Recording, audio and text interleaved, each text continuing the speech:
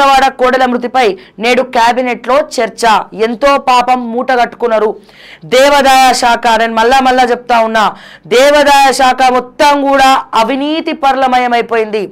కాంగ్రెస్ ప్రభుత్వం అధికారంలో లేనప్పుడు అంటే బీఆర్ఎస్ నుంచి కాంగ్రెస్ అధికారం తీసుకుంటున్నటువంటి వేళ ఈ ఎన్రోల్మెంట్ డిపార్ట్మెంట్లో వందల కోట్ల కొద్ది బిల్లులు, వందల కోట్ల రూపాయలు ఉన్నాయి. ఇప్పుడు ఇదే దేవాదాయ శాఖలో నిల్లు పైసలు ఉన్నాయి. దానికి కారణం ఏంటి, ఎవరు అని చెప్పి నేను కొండా సురేఖ గారిని అడుగుతా ఉన్నాను. వందల కోట్లు మాయం చేసినటువంటి ఆ దొర ఎవరు, ఆ ఆఫీసర్లు ఎవరు, ఆ వ్యక్తులు ఎవరు అని చెప్పి నేను ఈ మన కొండా సురేఖ గారిని అడుగుతా ఉన్నాను. ఎందుకంటే మంత్రి ఆవిడే కాబట్టి ఆవిడనే అడగాలి. యాదాద్రిలో పప్పు, ఉప్పు, జీడిపప్పు, నెయ్యి దగ్గర నుంచి మాయం చేసి వంటలోళ్ళ మీద రుద్దినటువంటి ఆ పాపం ఎవరిది అని చెప్పి నేను అడుగుతా ఉన్నా. అక్కడ ఎవరైతే ఆ పాకశాలకు ఏవో ఇన్ఛార్జ్గా ఉన్నాడో ఇది పూర్తిగా అతని ఆధ్వర్యంలోనే జరిగింది. ఎందుకంటే 10 కోట్లు పెట్టి ఇల్లు కడుతున్నాడు, ఇంట్లో స్విమ్మింగ్ పూల్ పెడుతున్నాడు. ఒక సాదా సీదా ఉద్యోగి ఏమోకి ఆ పరిస్థితి ఎందుకు వచ్చింది, ఎట్లా వచ్చింది అని అడిగితే ఆఖరికి ఎవడైతే దొంగ ఉన్నాడో ఆ దొంగనే తీసుకుపోయి మీరు ఈ కమిటీలో వేయడం జరిగింది. చింతపండును కూడా వదలకుండా చింతపండును కూడా అమ్ముకునేటువంటి చింతపండు మొహం బాపత్లు ఉన్నారు. అక్కడ బస్తాల చింతపండు ఎట్లుంటుంది తెలుసా ఈ కర్మ సిద్ధాంతం అనేది. ఒకవేళ ఈ శిక్ష నుంచి తప్పించుకుంటే కర్మ అనే శిక్ష ఒకటి ఉంటుంది. పెరాలసిసే రావచ్చు, వాళ్ళకి పెరాలసిసే రావచ్చు. ఏదైనా భూకంపం వచ్చి ఆయన గట్ల 10 కోట్ల ఇల్లు కూలగొట్టచ్చు, లేకపోతే ఇంకేదైనా జరగచ్చు. అందుకే తాత ముత్తాతలు చేసిన పాపం వంశవృక్షానికి పట్టుకుంటుందంటే ఇదే. ఒకవేళ మీరు చేసిన తప్పులు మీ పిల్లలకి కర్మఫలం చూపించవచ్చు. సంతానం ఉండకపోవచ్చు, పిల్లలు పుట్టకపోయి ఉండొచ్చు. మీ కర్మ ఫలితం వల్ల వంశమే నాశనం అయిపోవచ్చు, ఏమైనా జరగచ్చండి. కర్మ సిద్ధాంతం, కర్మ ఎవరికి చుట్టం కాదు. అది కర్మ ఎవరెవరు లంచం తీసుకోదు, కర్మ ఎవరికి కట్టుబడి ఉండదు. కర్మ సిద్ధాంతం అన్న మనం చేసుకున్న వాళ్ళకి చేసుకున్నంత మహాదేవా. దేవాదాయ శాఖ ఎవడెవడైతే ఏ కొండగట్టు ఆంజనేయ స్వామి సాక్షిగా చెప్తా ఉన్నాను, యాదాద్రి నరసింహస్వామి సాక్షిగా చెప్తా ఉన్నాను, సకల దేవతలు ఆవులో ఉంటాయి. సకల దేవతలు ఆవులో ఉంటాయి. ఒక్క గోమాతకి పూజిస్తే సృష్టిలో ఉన్నటువంటి సకల దేవతలకు పూజించినట్టే. మీరు పూజలు చేయకపోయినా, సమయం లేకపోయినా, ఏం లేకపోయినా గోమాత చుట్టూ, ఒక ఆవు చుట్టూ ప్రదక్షిణాలు చేస్తే సకల దేవతల చుట్టూ చేసినట్టే. ఒక్కరోజు ఒక ఆవుకి ఒక అట్టిపండు తినిపించినా, లేకపోతే ఏదైనా ఆకుకూరలు తినిపించినా మీ కర్మ పోయినట్టే. అటువంటి గోవులను మీరు ఇంత క్షోభకి గురి చేసినటువంటి పాపం మీ ప్రభుత్వానికి ఊరికే పోదని చెప్తున్నా నేను.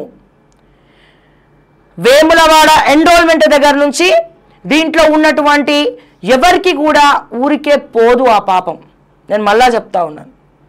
ఈ రోజున దాతలు ముందరకు వచ్చి కోడగట్టడం కోసం ఆ కోడల్ని మొత్తం కూడా దానం చేసి, వేములవాడకు ఒక చరిత్ర ఉన్నది. వేములవాడకు ఒక చరిత్ర ఉన్నది. ఆ చరిత్రతో కోడల్ని దాతలు ముందరకు వచ్చి కోడల్ని కొనిచ్చి టెంపుల్కి డొనేట్ చేస్తే ఆ కోడల్ని కాపాడుకునేటువంటి ప్రయత్నం ఆ టెంపుల్ ఎన్రోల్మెంట్ చేయట్లేదు, దేవాదాయ శాఖ చేయట్లేదు అంటే ఇంతకన్నా దౌర్భాగ్యకరం ఏమైనా ఉన్నదా? పురోహితులకు వేతనాలు లేవు, మీరు వేతనాలు సమయం ఇస్తే వాళ్ళు బయటకు వచ్చి ఎందుకండి అడుక్కుంటారు, భవతే భిక్షాందేహి అని. వేతనాలు లేవు. మరి దీని గురించి దుద్దిలే శ్రీధరబాబు మాట్లాడానికి చేత కాదు.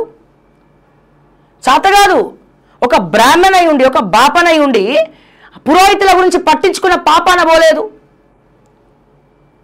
ఒక కీలక పాత్ర పోషించేటువంటి మంత్రిగా మీ భార్య, మీ సతీమనే కదా ప్రిన్సిపల్ సెక్రటరీ దేవాదాయ శాఖ కూడా. మరి పురోహితులకు వేతనాలు వస్తలేవు, వాళ్ళ పరిస్థితులు ఎట్లా ఉన్నాయి, వాళ్ళు ఎందుకు ఇటువంటి దిగజారిపోయి బతుకుతా ఉన్నారు, వాళ్ళ పరిస్థితులు ఏంటి, స్థితిగతులు ఏంది తెలుసుకునేటువంటి పని లేదా? చేయరా? అట్లీస్ట్ మీరు కూడా పట్టించుకోరా? నేను అడుగుతున్నా, 100 కోట్ల రూపాయలు స్వాహా చేసినటువంటి ఆ తిమింగలం ఎవరు? ఎన్రోల్మెంట్ ఖజానా ఎందుకు ఖాళీ అయింది ఈ రోజున?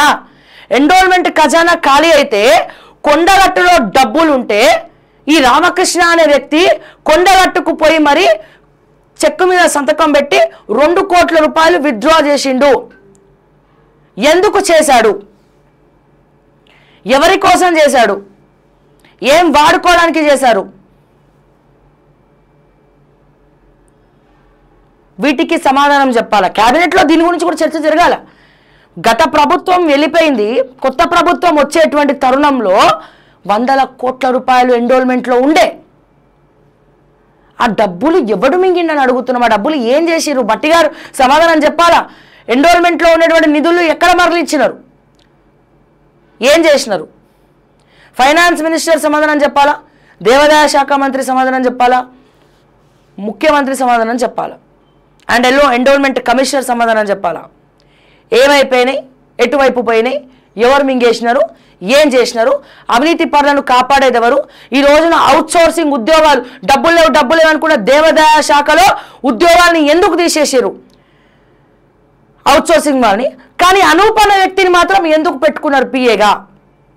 ఎందుకంటే ఎందులో ఎన్నెన్ని పైసలు వస్తాయి, ఏడేడు నుంచి ఎన్ని వస్తాయి అనేది ఈ అనూప్ అనే వ్యక్తికి చాలా చాలా తెలుసు.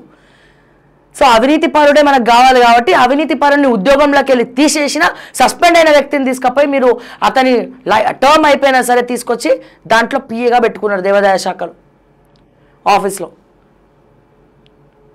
ఎట్లా ఏ హక్కుతో పెట్టినారు? ఏ హక్కుతోటి పెట్టినారు? ఏ హక్కులతోటి మీ ఓఎస్డి లెటర్లు ఇచ్చి మీ పిఏలు పిఎస్లు లెటర్లు ఇచ్చి పంపిస్తున్నారో సమాధానం చెప్పాలి. ఒకదానికొకటి లింక్ అయి ఉంది. దేవాదాయ శాఖలో చాలా జరుగుతూ ఉన్నాయి. వేములవాడ కోడల దగ్గర నుంచి యాదాద్రి లడ్డు, యాదాద్రి అన్నసత్రాల వరకు చింతపండు, నెయ్యి, పప్పు, ఉప్పు, బియ్యం దేని కూడా వదిలిపెట్టట్లే. అట్లాగే యాదాద్రి అన్నదానం చేస్తూ ఉంటే అక్కడ ఉన్న లోకల్ వాళ్ళే తింటారు, భక్తులకు తెలియదు అక్కడ అన్నసత్రం ఉందని. యాదాద్రిలో వచ్చేటువంటి భక్తులకు అక్కడ అన్నసత్రం ఉందని తెలియదు. ఇక్కడ కొండ మీద మరి అక్కడ ఎవరయ్యా తింటారు అంటే వీళ్ళే పోయి అక్కడ ఉన్నటువంటి లోకలు, అక్కడ ఉన్నటువంటి సిబ్బంది వాళ్ళు తింటారు, అన్నదానం చేస్తున్నాం అంటారు. పప్పులు ఉప్పులు బియ్యాలన్నీ ఆఫీసర్లు మాయం చేస్తారు. ఏమి తెలియనటువంటి అమాయకుల వంటలు చేసుకొని చిన్న జీతానికి పనిచేసే వాళ్ళ మీద నెట్టేస్తారు. బుద్ధాన్ని పేట్లే కొద్దిగా నరసింహస్వామి చూడరా అనుకున్నారా? సో ఖచ్చితంగా దీని మీద ఎంక్వైరీ వేయాల్సిందే.